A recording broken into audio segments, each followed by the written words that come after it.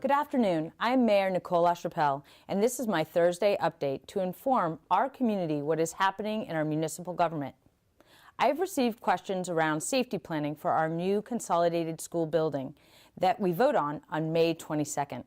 To answer those questions, I am joined by Easthampton Police Chief Bob Alberti and Fire Chief Dave Motter. Welcome, Chief Motter and Alberti. Thanks for coming today. Thank you for having us. I have a couple of questions that residents have been asking very specifically about. And the first one is, the new school building safer than the elementary and middle school buildings our students now attend? The answer to that from the police perspective is absolutely. It's absolutely much safer. The safety and security of the children and the students is the Easthampton Police Department's first priority and major concern. Technology is going to give this school leaps and bounds over the existing schools by way of the alarm systems, the video securities, the target hardening of the school itself, and the entrances and exits and the security that we're designing around that. Excellent. Our elementary schools were built without sprinkler systems. They were ordered retrofit at some time. They're probably 50, 60 years old. The detectors, smoke and heat, are old. They don't have carbon monoxide detectors in them. Whitebrook Middle School is only partially sprinkled. The assembly areas of that building are the only ones that have sprinkler protection. The fire alarm system at Whitebrook about 3 years ago failed completely because the conduit buried under the slab rotted due to groundwater penetration. Okay. So they had to rewire the entire fire alarm system. A new school will not only have state-of-the-art fire and security alarm systems, but new technology. You no longer have those annoying loud fire alarm horns. So children that are sound sensitive, we usually have to warn ahead of time for fire drills. Okay. As in the new high school, the fire alarm system is a soft tone with a voice that actually tells you a fire alarm has evacuate the school. It's much better than the horns that are in our schools now. Not only are they hard on your ears, but for those children that are sound sensitive, it creates a crisis for them.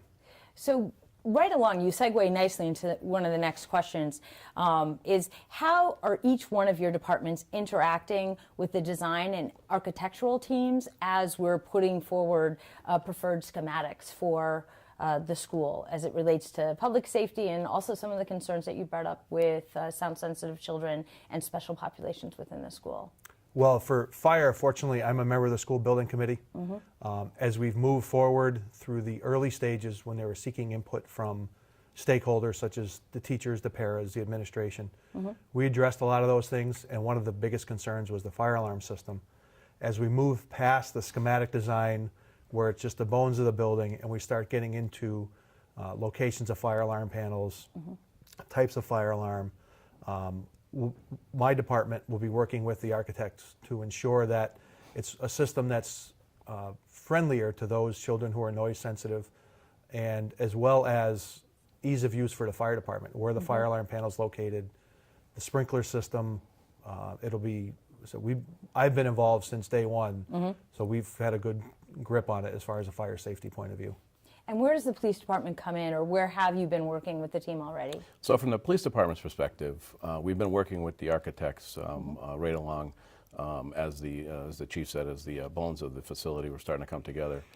As a matter of fact, my team and I have a meeting Friday morning with the architects and the design team to go over some of the nuances now as we move past the original stage of the architect and into a lot more into the workings of the door systems, the entrances and the securities of those, and penetrating those areas. So we have a meeting Friday with the architect to discuss just that. Two things. Thank you. So one last question around the safety integrity of the plan that we're putting forward, but also the existing building.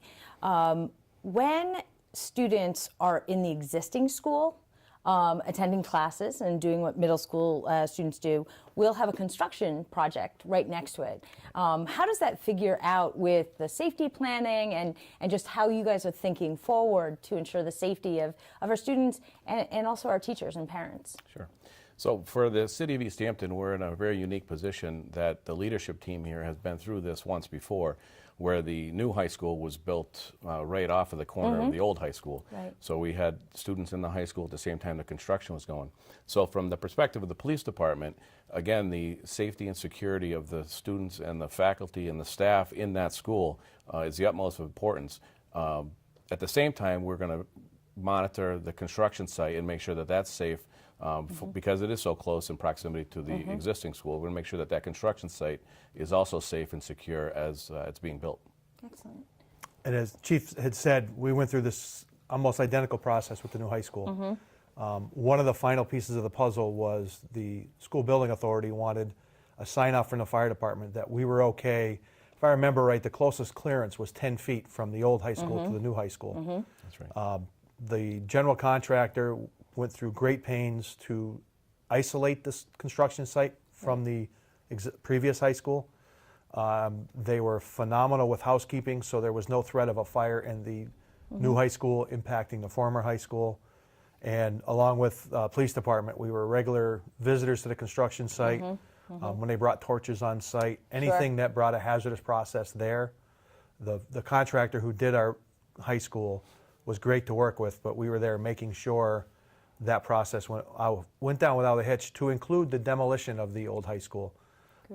They set their timelines up where a lot of the distracting work was done during a break over the summer. Okay. So they worked great with the previous school administration Okay. to make sure the students weren't interrupted by that outside noise. Great. So we have, I'm sure that there'll be more questions that come up from the public as the more detailed plans come available. On March 20th at 6:30 at Easthampton High, we're having another public forum to go over the plans. Do either of you, both of you, plan to have representatives at that forum? So if there are other questions that yourselves or somebody from your departments would be available? As a member of the school building committee, I will be there Okay.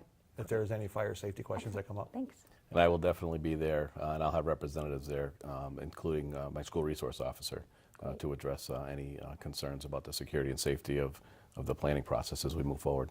Well, excellent. Thank you both for joining us, or joining me on the Thursday update. And I also encourage everyone who's watching to come down to Easthampton High School on March 20th at 6:30 p.m. for the next public forum about our new pre-K to 8 elementary and middle school. Thank you.